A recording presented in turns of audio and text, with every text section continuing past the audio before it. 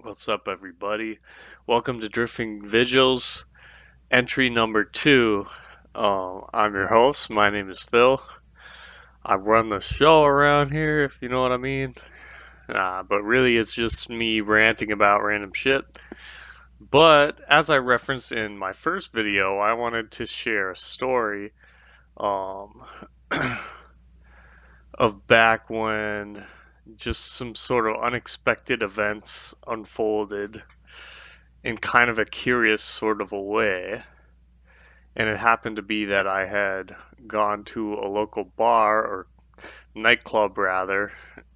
this place it this is a local place and it has several different like sections. It's like there's one room over here and another here and they all have different names. It always kind of confused me. But anyway, so it's like winter, right? And I live close to downtown, so I'm just walking there and I got my coat on or whatever. It's like a really snowy day. It's a wintry day, and I'm walking down the sidewalk until I finally get to the door, and then I'm going up to, I think it was called the Martini Lounge. And oh yeah, I remember. I was planning to meet a coworker there because I had made a lot of friends from my place of work, and so we're gonna possibly meet up that night. So I go there, whatever, I get like one drink or something, and I'm just sitting there, maybe on my phone a little bit. I noticed the TV screen on the right, it has like Nemo, um, the movie playing. Yeah, why do I feel like I need to look up Finding Nemo? Oh, I couldn't remember the whole name, but yeah, Finding Nemo. Y'all know it, and it was like that one scene in Finding Nemo where he goes through the fish tank thing. He has to throw the rock in there or whatever. And he has to go through there and like get unscathed through the like death trap or whatever that part is. I'm describing it really strangely, but I just thought that was a very like cool part of the movie though, because it's kind of about being courageous and taking risks even if there might be some harm involved. And I'm not thinking about this until right now. It's actually kind of a good metaphor for this like, situation because I'm sitting there at the bar. My friend, we'll call him Truman. I was waiting on Truman, and then finally he gives me a text and he's like, "No, bro, like, sorry, I'm not gonna make it out tonight." So I'm like, "Shit." We were actually going to go to an adult entertainment club or like a strip club, which I've never been to in my whole life, but I think that's kind of why I wanted to, whether debaucherous or not, I was like, I kind of want to just see one. Um, but so that plan fell through. And I'm sitting there just sipping what I'm sipping or whatever. And then eventually this guy like approaches me. He's like a trucker guy. I don't know how else to explain it. Like a guy, it looks like he just got straight out of the barber shop too. Like his beard looking nice and shit. Um, he's got a ball cap on, and then he starts talking to me about like different drinks and stuffs, and like how he can't have White Claws, and he's saying like, no, I can't have White Claws. It gives me gut rot. And I'm like, what the fuck is that, bro? Which is funny because then I ordered a White Claw because I just wanted to try the flavor or whatever. And I wouldn't say it gave me gut rot, but it did. I forget what I drank before, but it just made me. I felt kind of off, like it was too much sugar or something like that. Not so much the alcohol, but just some other factor made it like I wasn't even sick to my stomach. It just like felt stupid. I don't know. It felt like kind of like you know the end of a sugar rush when you're just kind of like, nah. I don't really know. I don't remember it that well, but anyway, so I'm talking to this guy. Oh, which by the way, this guy's name is also Truman, which to me was kind of trippy, right? It's like the guy who was supposed to, the coworker who was supposed to come with me, his name is Truman, and now I'm meeting another Truman and just talking to some rando named Truman. So anyway, I don't remember the details of our conversation, but I'm talking to this guy, blah blah blah. It's kind of keeping me entertained because I'd rather be like talking to someone, even if they're a stranger, than just be sitting alone and drinking. That's kind of lame sauce, you know what I mean? So, eventually though, we start thinking about going to different areas of the bar. Like I said, there's these different sections and stuff. So we go down the stairs, and then just around the corner, there's kind of like this room with strobe lights and another bar in there. I don't know if people do dancing there, but actually this time they were playing a bunch of video games or something, which I thought was strange.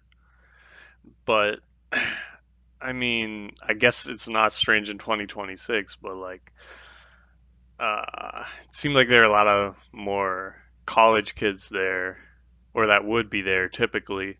I think actually this time it was pretty empty. Like it was kind of dead there. I think because the snow, like everyone was kind of snowed in. So the whole place was sort of dead. You know what I mean?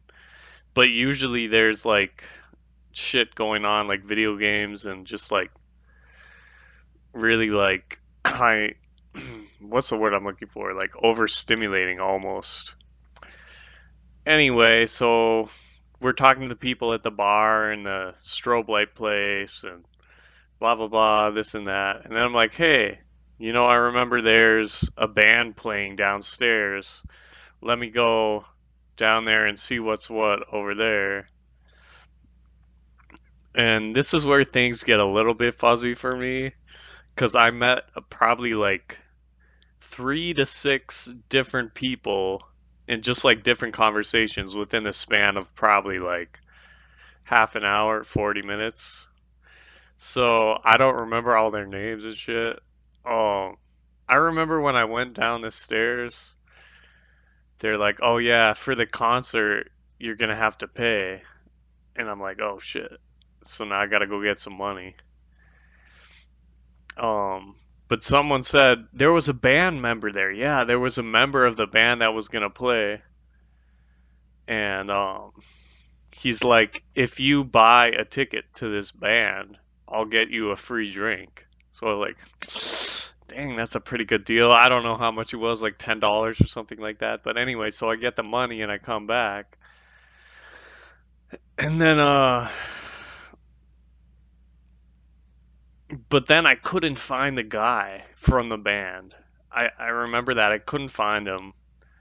So I just kind of let it be. I'm like, all right, well, if he sees me, he'll give me a free drink. So I just go up to the bar, right? And I meet this other guy. Now, this guy, his name was, like Yoshi, is what he said. Like from, like Mario, like from the video game. He's like, oh yeah, my name's Yoshi. I'm like, what? Are you for real? That's your real name? It turned out that that was not his like name, but that was sort of his catchphrase name or whatever his nickname. I kind of skipped over some stuff. I was just like sitting at the downstairs bar, and I kind of was looking over that guy like a little bit, looking to my right, looking to my left, like just kind of looking around as I'm drinking, right? And I believe he approached me and was like, "Hey, how's it going?" Blah blah blah. We struck up some sort of a conversation. I started talking about how, yeah, I'm in the mental health field, but I'm kind of getting burnt out. I'm kind of like looking at different jobs and stuff. And he's like, "Yeah, I'm in sales. I work for Lazy Boy." And he starts telling me about basically like earning money and shit like that. Like it's very much a mm, cash earning bro vibe, which for some reason at the time I was sort of not susceptible to, but just impressionable about. Because I'm like, yeah, I do want more money, so I'm just not like destitute or whatever. So I'm kind of talking to this guy, and he's trying to kind of like pitch the sales thing to me, and he's saying like, he's trying to explain to me how you have to have self-interest basically above everything else to make it in sales because you want to further yourself, you know? You want to increase your own income, which is pretty much averse to most of the life I've built for myself, but it kind of made sense at the time. I don't know how to explain it. I was kind of tripping, but I'm like, well, okay, like we all, because here's the thing, like we all have to be self-interested to some degree, right? So it wasn't like beyond me. I think he exaggerated the importance of it, but that was his point is like, how are you going to tie it back to self-interest? And I was just like, how that seems so contrary for me, I think, to what I'd heard about like jobs and stuff. Like, you want to sell yourself, you don't want to make it about you, but about what you can give, how you can add value to this company or whatever. So it's kind of like a reverse kind of subversion of expectations for my life experience, if I could say. But he was talking about like how people select the different couches at Lazy Boy and how you kind of read what people want. And his example when he was talking to me at the bar, he's like, you can choose different beers. I bet I can read what kind of beer you like just by having a simple conversation with you. And I'm like, okay, well, which one do I like? And he's like, well, do you like a light beer? Do you like a dark beer? Do you like a medium beer? Do you like a blah blah blah beer? And the funny thing about it though is, um, he did successfully identify the kind of beer I like, which I didn't discover until later, but it's a Castle Danger George Hunter Stout, which is like a dark stout. Um, I actually have it right here. It's kind of a cool looking can, I think. But yeah, so it's a darker beer, but anyway, he kind of he read me, he read me like a book as far as in terms of very specifically just what beer I like, right? Which is almost like a very shallow thing, right? Like there's so many more variables and interesting things about a person apart from just what kind of alcohol they favor or whatever. You know what I mean? So anyway, so the band was playing at this point, and it was like there were some different acts, right? But one of the bands was like a heavy metal guitarist guy who just like recorded his own beats or whatever, or his own samples of the song, and then is playing and over it and just singing a little bit. And then my man Yoshi over here is like jamming out. He's like, yeah. Which I think is funny. He traveled like a long way, he told me, just to see this performance. And I'm like, dude, what the fuck? Like, why? Why would it be that important to see, like, it's not even like a one man band. He was just doing like a very simple setup. You know what I mean? So, like, unless it was like mind blowing, I don't understand why he would travel that far. I don't know. He was in a different part of Minnesota, right? But, um, anyway, so then things kind of take a strange turn after I'm talking to Yoshi. Um, I kind of like, once again, the details get a little fuzzy. I was drinking, but I didn't feel super duper drunk. By the end of the night, I would say yeah, but so I don't know what's with my memory yet, but I was kind of enjoying the heavy metal, right? Because I'm not huge into metal, but I can appreciate it. I can enjoy it at the same time. So it was a little too loud, the mix, I think, but It was still like it was okay. It was all right.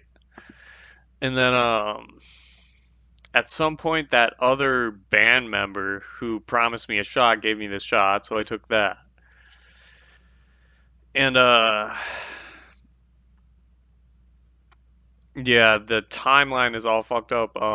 At some point I was just on the dance floor, just kind of like grooving around, just making up some moves.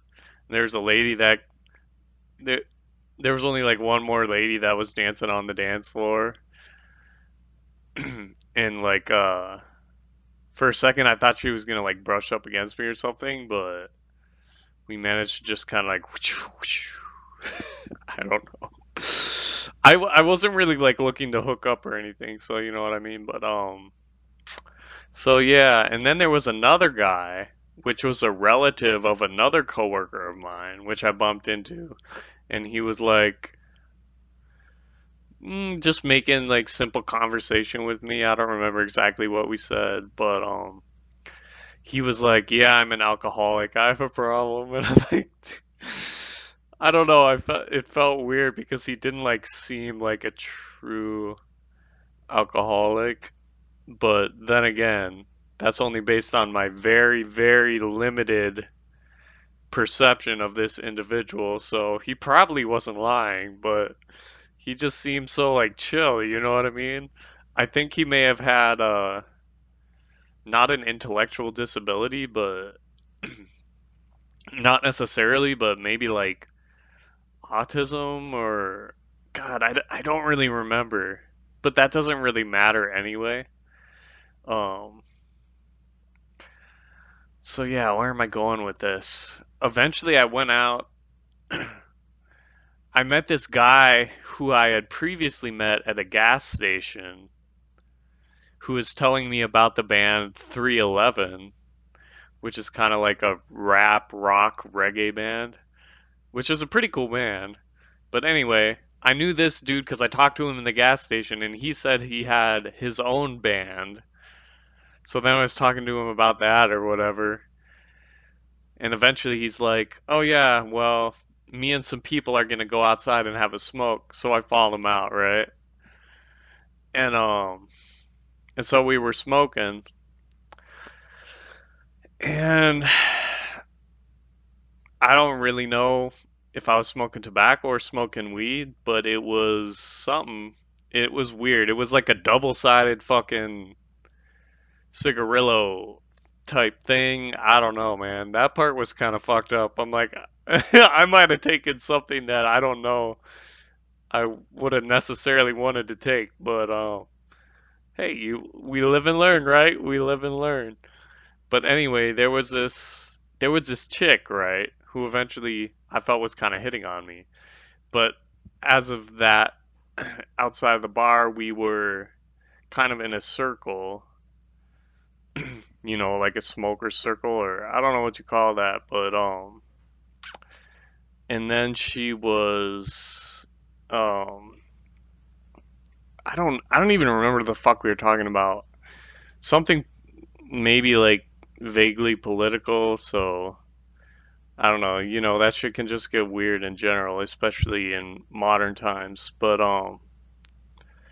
I just remember stating something. I was like, I feel like I'm a part of something, but I'm apart from it.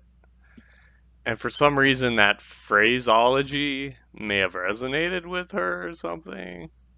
And then like not much longer later, she took my hand and was like holding my hand for like what seemed like forever, but my perception of time might have been pretty fucked at that point. But so she's like holding my hand and leading me around. We go back downstairs into the bar, so we're not outside anymore. And I don't even know what she's talking about. There's some person with her. I don't know if they identified as a dude or not, but for some reason, it seemed like they were dating. So I was like, dude, why are you cucking your woman out to me? Like, what is going on right now? And they responded very poorly to that. I also think if I've been drinking too much alcohol, I tend to say things that maybe You say stuff maybe you wouldn't have said if you were sober because your inhibitions are lower. Like it's just logical that that happens. And so this guy, he's kind of like lifting his nose up in the air. He's like trying to look the other way and like avoid me because I guess I ticked him off, right? So, but I don't know. Something about this chick. I thought maybe she was polyamorous or something, and maybe that's why she was holding my hand and not this other dude. But I don't know. At some point, she did release my hand, obviously. But the details of how it sort of ended are kind of fuzzy as well. I just remember like thinking I'm like, well, am I gonna like hook up with this person or is it just gonna be just weird interaction? It seemed like in her mind she was just trying to be friendly, but I'm like, dude, like for a lot of people that would not be that. For a lot of people that would be flirting, including myself. So I'm like, what is really going on here? Anyway, this story, oh my god, it's already been like 20 minutes. This story took entirely too long, everyone. So the lessons, the takeaways. If you decide to go to a bar expecting that you will go from that bar to a strip club later, you might meet someone who happens to have the same name as your coworker, but is an entirely different individual, who will then lead you to meeting the member of a band who's playing downstairs, who will then lead you to a guy who wants to give you business advice for how to be entrepreneurial of yourself or whatever, which will then lead you to a guy who claims he's an alcoholic, which will then lead you to the guy you knew at a gas station previously, who probably just wants to smoke some weed or something like that. That will then lead you to a woman who initiates holding your hand, all because of a certain phraseology you used. And that leads to an eventful night. And I think I'll just leave it at that. Although the other actual takeaway, that wasn't really a takeaway, that was a summary. The takeaway was there's more to life than purely your self interest. But if you meet someone who's, I don't want to seem necessarily greedy, but who's very um, not even self-absorbed or greedy. That sounds too judgmental, but maybe too much cares about furthering themselves in their own position in society. If you meet someone like that, they might recommend a beer which you will then recognize as your most favorite beer. So even then, you'll be able to appreciate that you met them, even if you didn't take the job that they were suggesting to you. Which, by the way, I think I sort of gleaned over that. It was that it was Lazy Boy, right? So selling like recliners and couches and stuff like that. And I was actually sincerely interested in that job, by the way. And I was gonna apply there. I had an interview, but the pay was too low. Like in most sales jobs are like commission based, so really if you're not good at it, you're just gonna be earning less. Like there's no, it's not as good of a safety net. So anyway, wow. So I knew I had to tell this story. I told it in the most roundabout way you could probably imagine. I don't know if it's just my attention of my brain just working a little different, neurodivergent or whatever, but